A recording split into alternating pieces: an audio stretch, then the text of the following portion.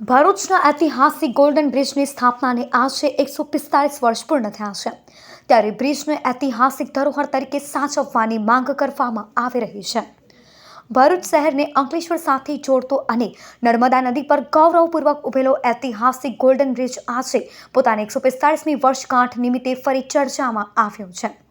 અંગ્રેજ શાસનકાળ દરમિયાન બનાવાયેલો આ પોલાદનો પુલ માત્ર વાહન વ્યવહારનું સાધન નહોતો, પરંતુ ભરૂચની ઓળખ અને ઇજનેરી વારસાનું જીવંત પ્રતીક માનવામાં આવે છે. અંગ્રેજ ઇજનેર સર જ્હોન હોક્સની ડિઝાઇન મુજબ 7 ડિસેમ્બર 1887ના રોજ પુલની કામગીરી શરૂ કરવામાં આવી હતી અને 16 મે 1881ના રોજ તે પૂર્ણ થયો હતો. આશરે ₹45.65 લાખના ખર્ચે બનેલો આ રિવેટેડ જોડાણ ધરાવતો પોલાદનો પુલ તે સમયની અદ્ભુત ઇજનેરી કળાનો નમૂનો ગણાય છે.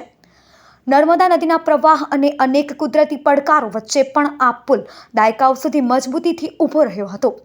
હેરિટેજ કેટેગરીમાં સમાવાયેલ ગોલ્ડન બ્રિજને વર્ષ 2025ની જાન્યુઆરીના મહિનામાં તેની જર્જરિત હાલત અને સુરક્ષા કારણોસર બંને છેડે દરવાજા લગાવી વાહન વ્યવહાર માટે બંધ રાખવામાં આવ્યો હતો.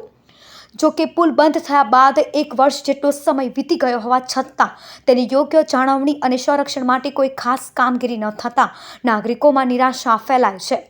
આજે 145 વર્ષ પૂર્ણ કરનાર આ વિરાસત સરકાર અને તંત્ર પાસેથી સંવેદનશીલ સંરક્ષણની અપેક્ષા રાખી રહી છે.